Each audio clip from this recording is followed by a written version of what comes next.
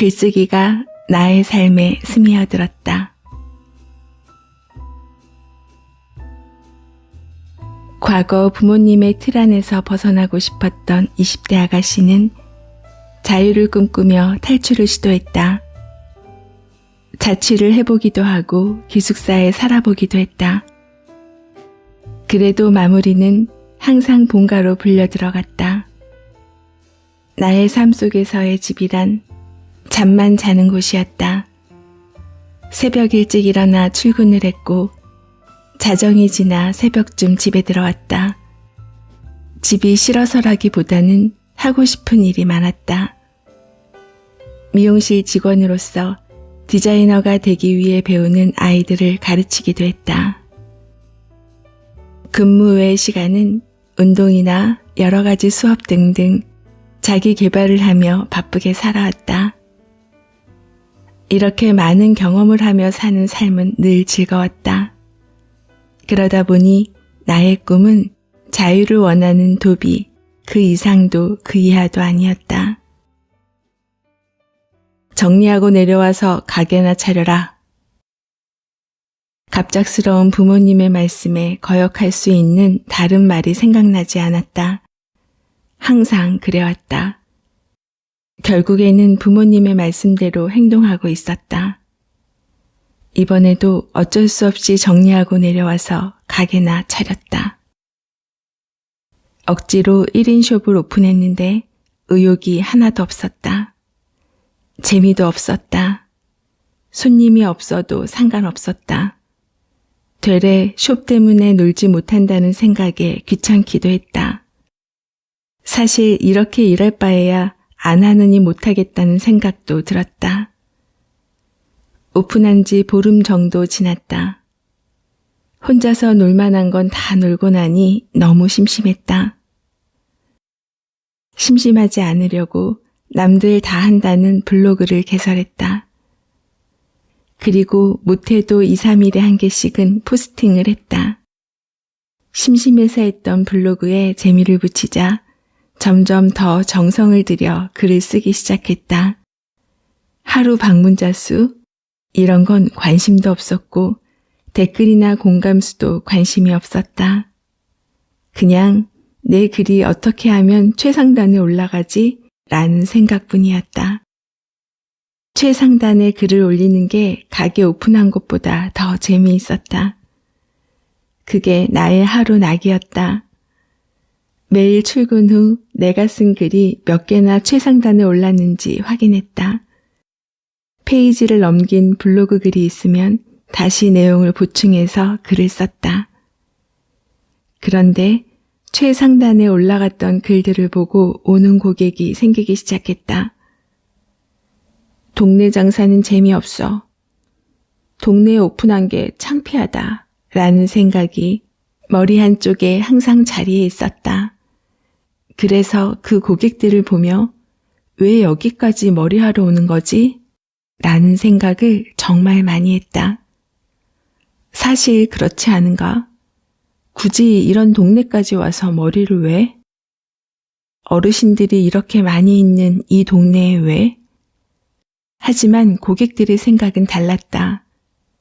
서울에 몰려있는 1인 숍은 너무 멀었고 동네의 사랑방 같은 미용실이 아닌 젊은 느낌의 미용실이 가까운 곳에 있었으면 했다. 디자이너가 1부터 10까지 모든 것을 다 해주는 숍이 있기를 희망하고 있었다. 때마침 내가 그 희망사항을 이루어드리게 된 것이었다. 작은 간판 하나 없는 나의 숍은 아파트 상가 안에 자리하고 있었다. 상가에 들어와도 요리조리 고개를 움직이며 찾아야 나오는 미용실이었다. 이런 가게를 찾아와 준 게 너무 신기하면서도 감사했다. 동네 사람들이 온 것보다 블로그를 보고 왔다는 고객이 더 좋았다. 이때 미용실을 오픈한 것을 처음으로 후회하지 않았다. 오픈한 지 5개월쯤 되었을 때 동네에서 오는 고객 수와 블로그를 보고 오는 고객 수가 대략 6대4 정도로 비율이 맞춰졌다. 그리고 블로그로 오는 고객의 매출이 총 매출의 60%에서 70%를 차지하고 있었다. 동네 사람들은 그들의 요구사항을 듣고 스타일을 만들어 주어야 한다. 반대로 블로그를 통해 오는 분들은 이미 원하는 스타일이 확실하게 있었다. 추가로 몇 가지만 보완해주면 더 만족스러운 스타일이 탄생하니 새롭고 신선한 스타일을 해드리는 재미가 있었다. 이러니 블로그가 재미있을 수밖에 없지 않을까? 나는 글을 쓰는 것을 좋아하지 않는다. 글을 잘 못 쓰기 때문에 글을 쓰는 게 재미없다. 그렇다고 말을 잘하는 것도 아니다. 시작은 잘하는데 끝맺음이 모호하다. 이런 내가 블로그로 글을 써봤자 얼마나 잘 썼을까? 지금은 블로그 글이 최상단에 올라가려면 글자 수가 몇 자 정도 돼야 하고 해시태그를 어떻게 넣어야 하는지 등등 조건이 있다는 것 정도는 알고 있다. 하지만 과거에는 지금처럼 복잡한 조건이 없었던 건지 있었던 건지 모르겠다. 그런데도 글을 보고 오는 고객의 수가 매출의 50% 이상을 차지하고 있었다면 이유가 있지 않을까? 이 방법이 안 되면 저 방법으로 내가 아는 선에서 최선을 다했다. 그러면서 나는 나만의 방법을 만들어갔다. 일단은 그냥 내 생각을 최대한 정성 들여 썼다. 생각을 입으로 말해가며 적어보았다. 최대한 이 글을 읽는 사람에게 도움이 되었으면 하는 마음으로 글을 썼다. 말을 못하겠으면 그림을 그렸고 그림으로 표현이 안 되면 동영상으로 직접 보여주었다. 7살 아이에게 설명하듯이 쉽고 자세하게 글을 썼다. 만약 당신이 블로그를 어떻게 쓰는지 모르겠다면 내가 지금까지 했던 말대로 해보길 바란다. 당신이 아무리 전문적인 지식을 가졌다 하더라도 블로그는 쉽게 써야 한다. 일반인에게 전문 지식을 설명하는 것이란 걸 명심해야 한다. 최대한 쉽고 친절하게 풀어 쓴 글이 필요하다. 숍을 운영하면서 그리고 살아오면서 가장 많이 들어왔던 말은 선생님, 미용실 말고 유치원 선생님 해도 잘 어울리셨겠어요. 내가 고객에게 설명하는 이 습관 자체가 나의 전문 지식을 일반인에게 알리는 것에 특화된 뇌를 가지고 있다는 것이다. 당신이 이런 뇌를 갖고 있지 않다면 훈련으로도 얼마든지 가능하다. 그러니 글 쓰는 것에 두려움이 있더라도 나의 직업에 대해 블로그로 소통을 하고 싶다면 언제든지 가능하다는 것을 알려주고 싶다. 가능성을 조금씩 쌓아가다 보면 과거의 나처럼 글에 재미가 붙기 시작한다. 재미가 있으니 블로그를 올리기도 전에 또 어떤 글을 올릴까 하는 생각이 절로 났다. 우울했던 1인 샵은 어느새 나의 아지트, 나의 미용연구소가 되어 있었다. 꼭 이 경험 때문은 아니지만 지금까지도 우리 직원에게 어떤 일이든지 잘하는 것보다 재미있어야 오래 할 수 있다는 말을 한다. 이 말은 나이, 시간, 직업을 불문하고 누구에게나 적용이 되는 문구인 것 같다. 과거에는 좋아하는 일, 재미있는 일만으로는 성공할 수 없다고 했다. 현재에서는 이 문구는 다르게 해석된다. 내가 하는 일을 좋아하고 재미있어 해야 관성처럼 꾸준하게 이어나갈 수 있다. 마치 스피노자의 코나투스 개념처럼 말이다. 성공은 나 자신을 유지하고 꾸준히 행동을 이어가는 사람이 거머쥘 수 있다. 여기서 유지하고 꾸준하게 이어가는 행동이 코나투스다. 학창시절에 하기 싫은 공부를 억지로 했다면 성인이 된 지금도 억지로 무언가를 하고 있는지 묻고 싶다. 과거의 나도 자유를 외치는 도비였던 것처럼 당신도 먹고 살기 위해 하기 싫은 일을 억지로 하며 살고 있지는 않은가? 물론 나는 내가 좋아하는 직업을 갖고 있었다. 하지만 나에게 이른숍은 하기 싫은 일을 억지로 하며 사는 것이었다. 하기 싫은 홍보를 해야 했다. 하기 싫은 이벤트를 주기적으로 만들어냈다. 하기 싫은 청소를 해야 했다. 가게 안에 있는 모든 것들이 다 하기 싫은 것들 뿐이었다. 이러했던 내가 블로그를 통해 글을 쓰게 되고 그 글로 인해 고객 유입을 경험했다. 경험하고 나니 더 블로그에 애착이 생겨 더 열심히 글을 쓰게 되었고 이 행동은 숍에까지 영향을 주었다. 블로그를 보고 오는 고객님이 더 편하게 머리를 하다 가실 수 있도록 청소, 분위기 등등 신경 쓰게 되었다. 블로그 글이 돈으로 연결되는 것을 경험하게 되었다. 이 글을 읽고 있는 당신은 글로 어디까지 경험해 보았는가? 무의 상태라면 나처럼만 해보시길. 글을 쓸 때에는 내가 그 주제에 대해 전문가가 아니어도 쓸 수가 있었다. 고지식한 나의 사고방식으로 인해 첫 번째 포스팅은 미용과 관련된 글을 썼다. 미용에 관련하여 이야기할 것들은 정말 많았다. 하지만 그 이야기를 궁금해하는 고객들의 수는 적었다. 환원제가 무엇인지, 염색약의 성분은 무엇인지에 대해 관심 있는 고객 수가 적었다. 이러한 글들로 인해 나의 초반 포스팅 글들은 조회수 0의 말뚝을 박을 기세였다.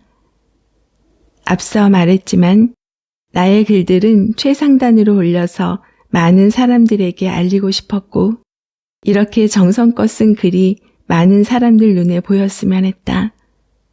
그러기 위해선 지루한 내용을 고객들이 끌릴 만한 이야기로 바꿔가야 했다. 그래야 글이 검색 후 최상단에 있을 수 있기 때문이다. 홈 스타일링 방법, 유행하는 스타일링 방법, 유행하는 스타일 분석 등 흥미있는 글을 쓰다 보면 얼마 안 가서 위기를 맞게 된다. 하지만 다음엔 어떤 글을 써야 하지? 라는 고민이 새로운 주제를 만들어 주었다. 좋은 곳을 다녀오면 그것에 관한 글을 쓰기도 하고 키우는 반려묘에게 에피소드가 생기면 그 부분에 대해 글을 쓰기도 했다. 이렇게 다른 주제로 글을 쓴 것이 꾸준하게 글을 쓸 수 있는 힘이 되어 주었다. 만약 남들 다 하는 글을 쓰고 싶다면 지금 블로그라도 개설해 보길 추천한다. 뭣도 아닌 나도 이렇게 했는데 당신이라고 못할 게 뭐가 있으랴? 어떠한 주제도 필요 없다. 과거 나처럼 글 쓰는 재주가 없다면 매일 한 줄의 글이라도 써보는 게 좋다. 앞뒷말 다 자르고 중요한 포인트 한 가지만 말해보자면 일단 써라. 이것저것 재지 말고 그냥 써야지 글을 쓰게 된다. 그것이 일기가 되었든 후기가 되었든 기록이 되었든 상관이 없는 것이다. 그렇게 글을 쓰다 보면 내 글의 반응이 나타나게 될 것이며 그 반응이 나를 더 움직여 글을 쓰게 하는 힘이 될 것이다. 지금 소개해드린 내용은 글쓰기 못하면 사업하지 마라의 10명의 작가 중 이은미님의 글 중 일부를 소개했습니다. 이은미 저자는 1인 미용실을 운영하면서 심심해서 시작한 블로그에 글쓰기를 즐기다가 글을 보고 찾아온 고객이 매출로 이어지는 결국 글쓰기가 사업 성장으로 이어진다는 내용인데요. 블로그의 글쓰기도 자기만의 방법을 만들어가면 좋다고 합니다. 저자는 잘 모르겠으면 그냥 일단 써라 라고 조언합니다. 1. 내 생각을 최대한 정성 들여 쓴다. 2. 생각을 입으로 말해가며 적는다. 3. 글을 읽는 사람들에게 최대한 도움이 되었으면 하는 마음을 쓴다. 4. 말을 못하겠으면 그림을 그린다. 5. 그림으로 표현이 안 되면 동영상으로 직접 보여준다. 6. 7살 아이에게 설명하듯이 쉽고 자세하게 쓴다. 간혹 글을 읽다 보면 전문 용어가 많아 그 단어를 다시 찾아보며 읽어야 하는 글도 있는데요. 저자는 누가 읽든 쉽게 이해할 수 있도록 풀어서 쓴다고 합니다. 저도 블로그를 하고는 있는데요. 독자를 위해서라기보다는 저의 기록용으로 활용하고 있어요. 만약 필요하다면 방향 설정을 해서 주제를 찾아 쉽게 전달할 수 있는 내용으로 고민해 보면 어떨까 하네요. 저자는 외로움을 즐기라고도 합니다. 외로워하는 시간을 활용하는 방법을 알아가 보라고요. 글쓰기를 하면 할수록 성장하는 느낌이 들었던 건 사업장을 운영하면서 느꼈던 일들을 기록하고 추가로 내 생각들을 적었을 때 비로소 경험이 몸과 머리에 쌓이게 되었다고 합니다. 그리고 자신의 경험을 누군가에게 말할 수 있게 되었을 때 진정으로 자신의 것이 되어 간다고 강조합니다. 각자가 갖고 있는 고민을 글로 쓰다 보면 고민이 해결되기도 한다고요. 글쓰기 참 매력적이지요. 저는 글을 읽으며 나만의 1인숍을 상상했습니다. 블로그를 쓰고 그 글을 보고 손님이 찾아오고 매출로 이어지는 심심하고 지루했던 사업장이 돈을 벌면서 즐기는 공간으로 바뀌어가는 모습. 생각만으로도 참 멋집니다.